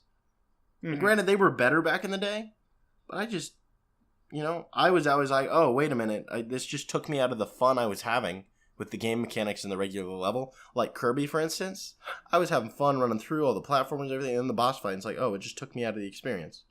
I would rather keep playing that and having fun, I don't know. I always like the mechanic where you have this set worlds, and then at the end of the set of that particular world set, you have a boss fight. It's like, yes, I did it. I beat that section of the game. Next section. Right. That's what these are going for. And for Sonic Mania, everything flows so well. I have very little negative to say about the game. Yeah. I'm not in agreement with everyone saying it's the greatest Sonic game ever. Oh, no, of course it's not. To me, that's still Sonic 3. That's my opinion over best Sonic game. Yeah. I think if the boss fights had more variety and more imagination, as a whole, then it would be. But as it stands now, Sonic Mania is really good. Don't get me wrong. I played the shit out of that game immediately, and I had other people playing the game because I got it on the Switch, and I do not regret it. It's really good. They even brought back. I like that you only need 25 rings to get into the bonus levels. I like how you have to search around this massive map to find the bonus ring, but they're so hard to find because of the map, the size of the map. I guess that gives it some replay value. I was only able to find 4 Chaos Emeralds and get them. The Chaos Emerald bonus level is really cool. It's in this like 3D kind of funky Sonic running after a UFO carrying the emerald. Right. And you collect rings to stay in the level, and you collect these blue balls to get faster and build up your Mach speed. Right. And that allows you to catch it. In the regular bonus stages, that's the ones out of Sonic 3 where you collect the balls, and you have to avoid the red ones from kicking you out of the level. Yeah, I remember that. If you collect all the rings and collect all the balls, you get different little bonus things, such as then you can, when you complete that, you get like a jump spin dash, where it's just immediate. Right. That's really cool. I think that should have been a mechanic in the game in the first place. I've always loved games that allow you to gain new abilities, such as Mega Man. I always thought those were a lot of fun. The Sonic 3 bonus stages are so hard. Yeah. They are. They're really hard. Bonus stages in general back in the day were just extremely hard most of the time. Yeah. I do really enjoy the cutscene at the beginning of Sonic Mania. Yeah. Absolutely loved it. So much love went into this game. Yeah, that was definitely apparent throughout the entire thing. It was just a ton of Sonic fans that really wanted to make a fun Sonic game. Yeah. I think my friend's favorite moment was the injection of the bouncy goo gel in the chemical zone. That was pretty great. That was fun. Boing, boing, boing. Oh, my God. So many kooky little additives they've made to levels. At least that's really good. Yeah. So maybe there'll be a Sonic Mania 2, and it'll be more original. I just want another mainline Sonic game. I think that's what they go to next. They made money on Sonic. People liked it. Let's move on to the next one. Yeah, kudos to Sega for bringing in this fan, this big Sonic fan who they got him to prove himself in making a game, and he made this, and it's just so kudos. I wish Nintendo would do more things like this. Yeah, maybe we'd have a Metroid game by now. Metroid Prime 4. I'm excited. Why not just another? Why does it have to be Prime 4? Why can't it just be Metroid? Because first-person shooters make more money. I know. I'm gonna play it. I know. It'll be fun. I just don't know why it has to be called Prime. It could still be a first-person shooter. Because Prime is the first-person shooter franchise, and I think they're just trying... Because it might be a little confusing for people. I think they're just trying to differentiate that this is this. Because when you hear the name Metroid Prime 4, you know exactly what it is. Yeah, I mean, I get why they did it. I'm for unoriginal names, that drives me nuts more than anything. And just having a number at the end isn't... Having an odd number? It's an even number. No, you know what I meant. Yeah, just having a number. I know. Yeah. Oh, well, you know. Yeah. Like Assassin's Creed Origins. Why does it have to be Origins? Why can't it be Assassin's Creed, Egyptology? I don't care. Just something different. Don't just Origins, Beginnings, Revelations. I have a trick question. Number. I just have a little tricky question here. What is Because normally games they ditch the numbers and start going with the subtitles when their sequel count gets a little high. Like you'll never see a something 7 or something 9 except it's Final Fantasy. And Resident Evil. Yeah, besides those games, what games do you think have gone the highest? And not using like the Roman numerals, but just straight going like Sonic 9. Like, have there ever been franchises that just did that?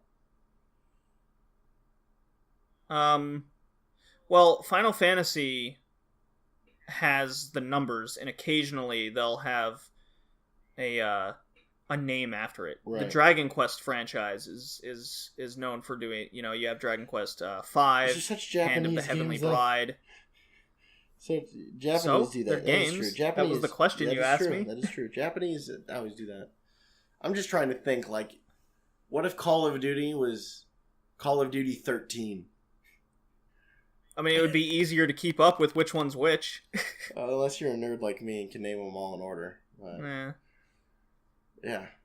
I don't know. Yeah. Well, yeah, or once they get to a certain number or certain amount in the same universe, they'll reboot it into something else, like what God of War is doing, where it's just God of War again. That is dumb. I hate it. That's what they're doing with all the, like, Kirby, Yoshi. That's what they're doing with all those. Just Yoshi, Kirby. Are they official titles? I thought they were unofficial. I don't know. That was just, they revealed I it. think they're like, unofficial. oh my god, it's Kirby and Yoshi, yay! Yeah. Like everybody else. So our last game that we're going to talk about is Mario Rabbids Kingdom Battle on the Switch. This game came out of nowhere. It's a game I didn't even know I wanted. Dude, it freaking came in like a train and just ran over at E3 and was like, this game exists and it's out now and it's amazing. Amazing is not something I would say. It's definitely addicting. As far as this game goes, I would say it's amazing in its own right. Personally, that's what I would say. For those who don't know, this is a Mario compilation. Kingdom Battle. No, a mixture of Mario and his Mushroom Kingdom and Rabbids from the Rayman universe, the crazy like minion Rabbids that are insane. So it's Mario and his Ubisoft. shrooms and Rabbids and their Adderall. So. Yeah, and their washing machine time machine. Yo.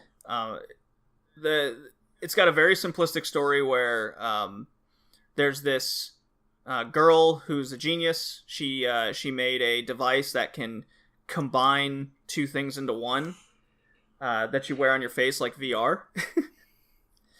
And she puts it away.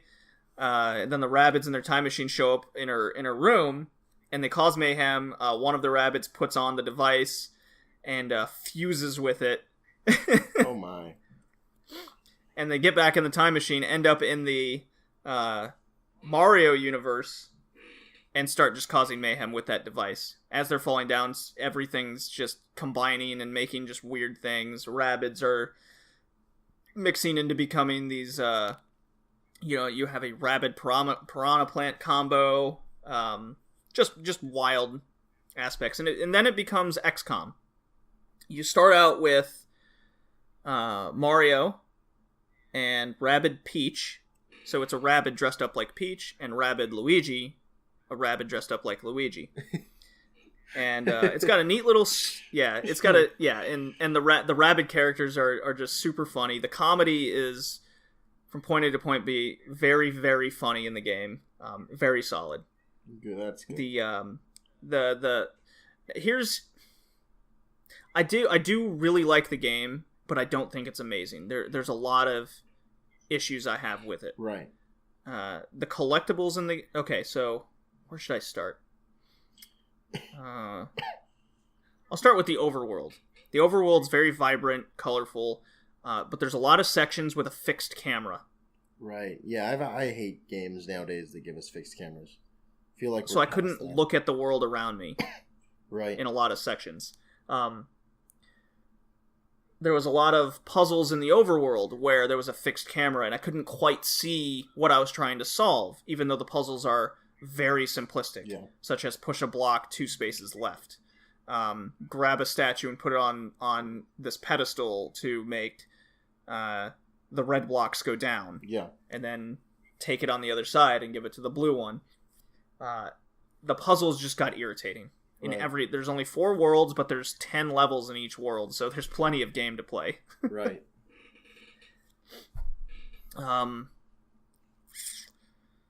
There's collectible chests all throughout the worlds, but they're not... You don't really have to do anything major to find them. They're just kind of there, or you solve a very simplistic puzzle to get it, or you get an ability for specifically the overworld only to go back previously to other worlds and find this chest, and more than often it will just have just a collectible, whether it be art or a soundtrack or something that isn't really...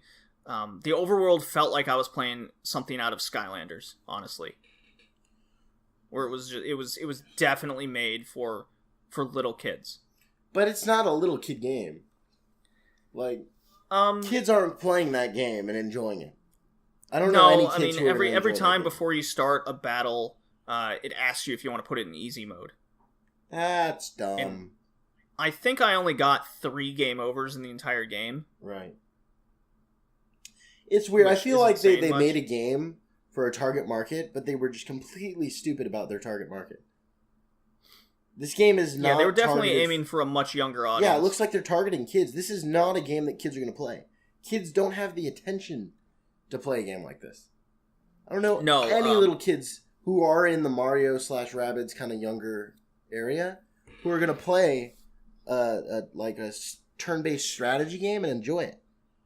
You can barely get kids to enjoy Pokemon anymore. They just get too bored because they're so used to this fast moment-to-moment gameplay games.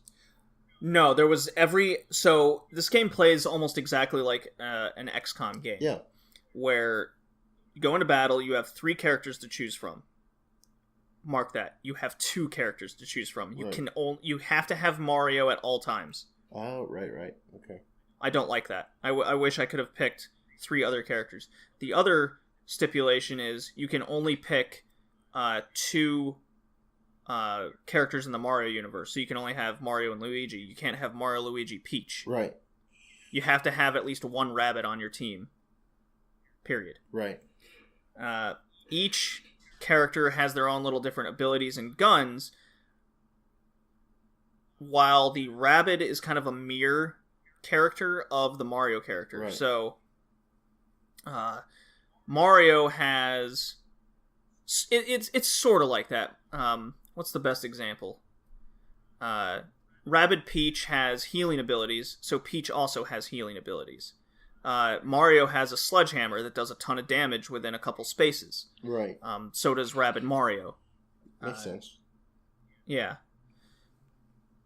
Both Yoshi and Rabbid Yoshi have this Gatling gun thing. Jeez. Yeah, so each of them kind of mirror in one similar, whether it be a gun or an ability, but they're very much different from each other. Right. At the same time. So I really like that. You have dash moves and characters can jump.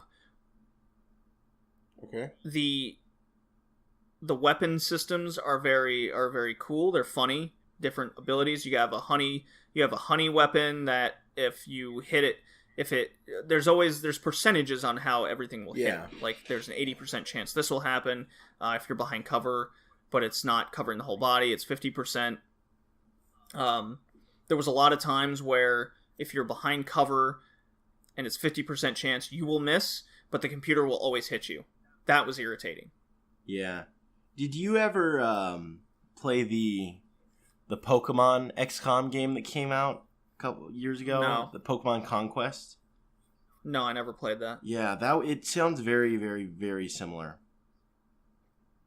There are the other things that I didn't really care for was how some enemies, and this even works for the Mario characters as well, is you can pretty much shoot across the entire map, the battle map that you're on. Really? So it's what's the point of really thinking out your moves 2-3 steps ahead? All you had to do was think 1 step ahead. Right. You never had to think very critically. Yeah.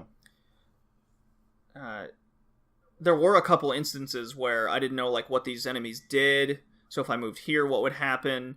And that's when I would have like a character die immediately on the first turn. That wasn't cool. No. Like, Jesus Christ. Like, oh, I didn't know that character could blow the cover away in one hit, and then all the other characters, all the other enemy characters just pound him all at once. They all just shoot him. Jeez. I mean, it makes sense, but, yeah. you know, that felt like cheap moments. Or where there's like a 10% chance they'll get a bonus hit, and of course the computer gets it. Right. And mine never really does it. Yeah, it always feels like the computer is a little bit tilted and biased to win. Yeah, in that sense. And the fact that you can pretty much just shoot across the map or move across the map, that was, you know, I wasn't too into that. I mean, I still liked the game, and I beat it. Yeah, you wouldn't stop talking. You just kept playing that game, talking about it. You didn't stop. I went to, after you complete each world, there's little, you can go to then the world again and play challenge mode. Just interesting little challenges, such as try to defeat all these 15 enemies in one turn. Right. So there's a specific way to do it. I actually wish there were dedicated levels like that, rather than just defeat all or this escort mission. Right. Yeah. That was always constant.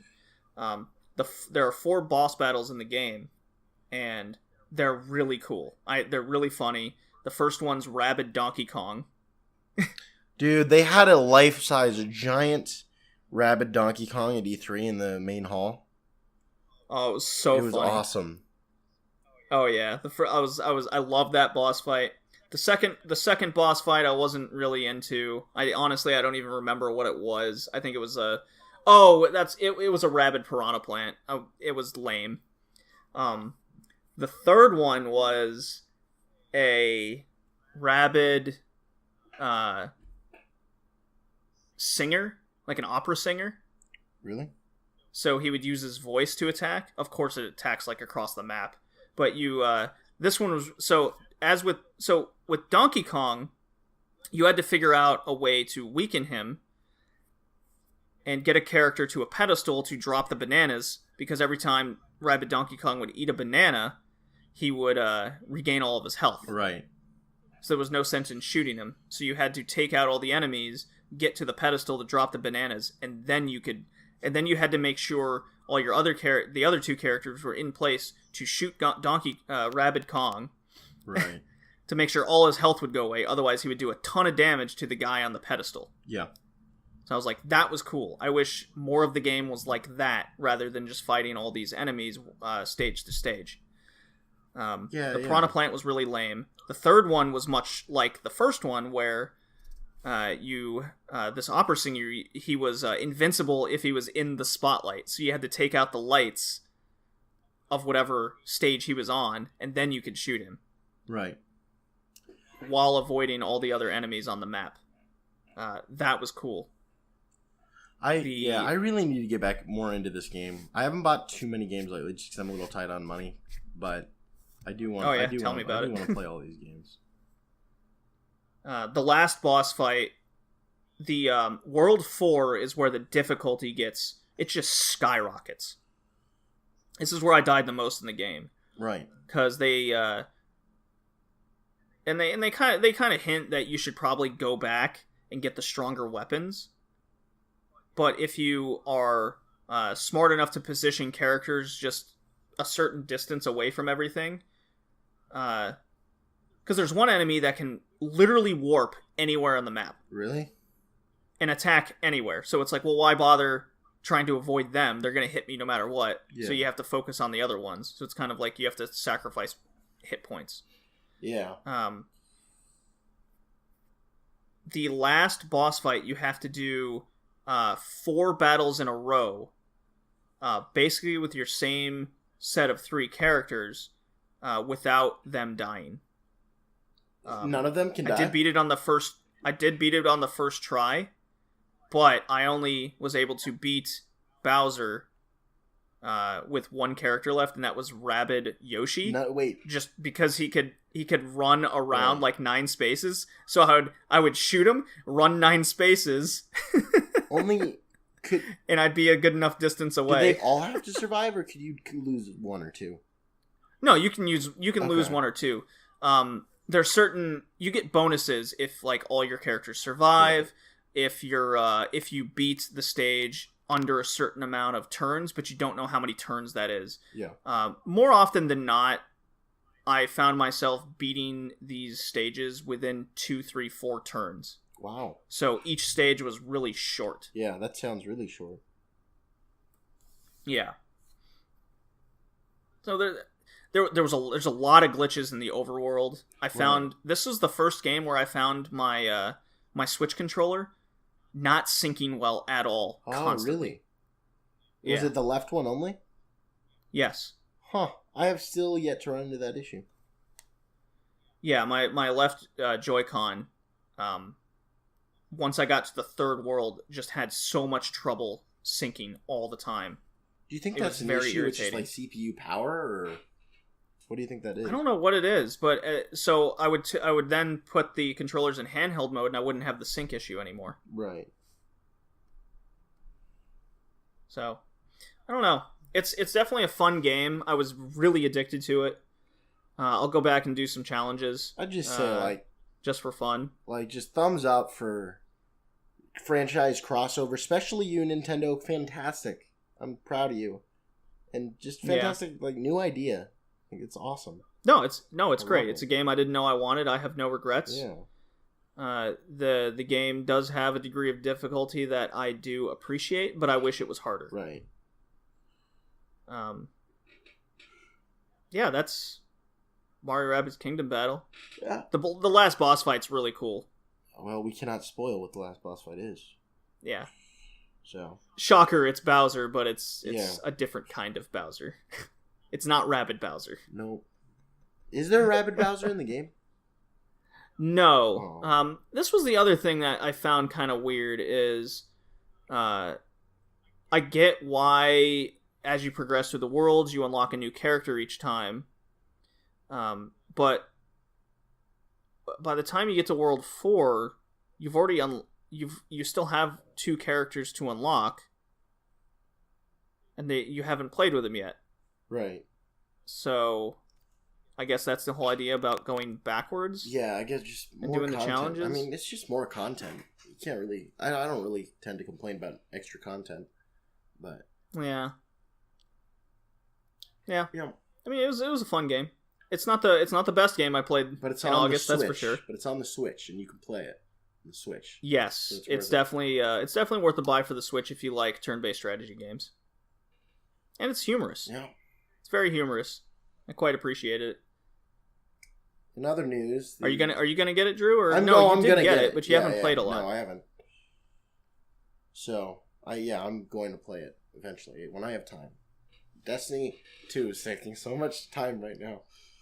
I'm having this issue with Destiny 2, by the way, where none of my friends are dedicated enough, and I just can't do anything anymore because I'm so far in the game that nobody can touch what I can. I'm stuck trying to do the Nightfall by myself. I'm doing all these exotic quests. I'm almost 300 light. Everybody's sitting at 210. Everybody's like, all right, we've been playing for 2 hours. That was cool. I'm going to get off and go to bed. And I keep playing for the next 7 hours. Oh, Jesus. Well, you got some time. Yeah. So, some of the games we'll be talking about in September, what it's looking like. This might be subject to change. Destiny's going to have 2 games we're definitely going to talk yeah. about is Destiny 2. I'll have to brush up to get some sort of an opinion on that. Get the game. Do you have a PS4? I do. Get the game, and I've been running my Warlock. I need to start my Titan and my Hunter. If you get the game, I'll start a new character and play through with you. I'll think about it. I'm saving money for all those October games. Right. Odyssey, Assassin's Creed, South Park, Gran Turismo Sport. Right. There's 4 right there. Destiny 2, though, it's going to have some life, and it's always going to be there. It's going to be going on. And I'm about to spend $10,000 moving, so... Yeah, well, it's Destiny 2. You can only not sleep at all every time Destiny comes out. So Destiny 2, Cuphead. Oh, I'm so excited. I'll definitely be paying attention. I'm pretty sure I'm not going to get the game, but I'll be paying attention to like Let's Plays and formulate an opinion on that over Monster Hunter Stories. That's coming out. Right. And then all the sports games, FIFA, NBA, NHL 18. See if anything changed, what's different about them, and if any other games come out that's spark an interest, might replace one of the sports games or just have a all sports segment. Maybe. But it seems to be it'll be Cuphead and Destiny 2 heavy. Yep. And then depending on when we record, we might be in November then, right? No, we'll definitely be recording in October. Okay, just make sure. Yeah.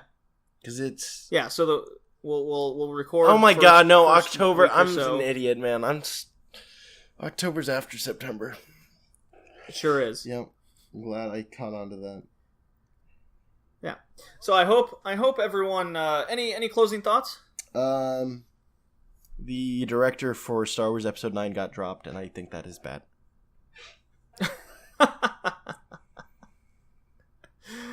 Oh boy. Well, I'm going to a WWE wrestling event tonight here in Toronto. That should be fun. I'm probably going back to bed.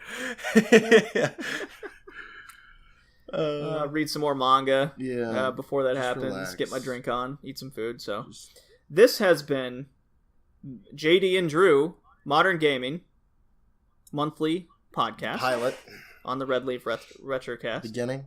It's not a retrocast. It's just the Red Leaf. Well, it's still Red Leaf Retrocast LRR. It's become pretty much a brand. Yeah.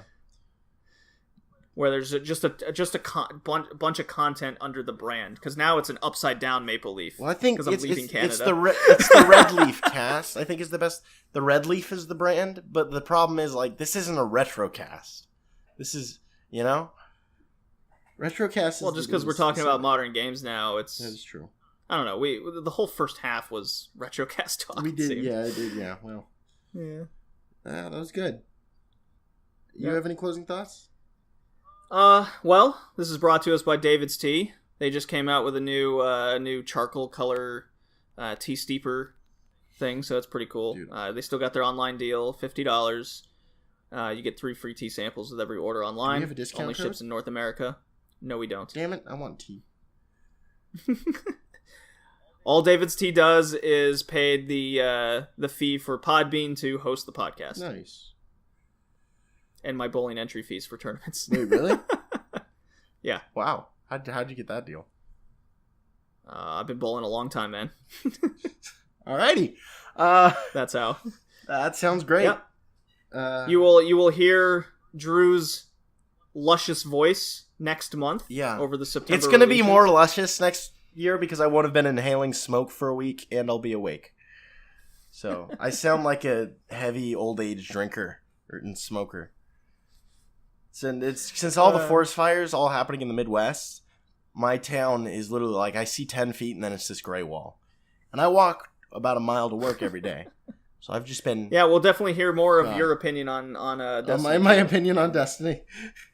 You'll be the main talker on that point. I'll just throw in some opinions every now and again. It seems. I'll just be like, so yeah, I went, and it'll be raid time next. I'll have done the raid by next time. So excellent. I can't wait to hear about it. A lot of people like Destiny. Yeah, it's gonna be. I had a lot to say over the August releases, so you'll have a lot to say over September. Yeah, I think just the simplest way to stay Destiny is I don't think I've ever played a game that captures the feeling of adventure better. So that's my main thesis. Yeah. All right then. Alrighty. Thank you for joining us, guys. Yep. Thanks everybody. Later. Later.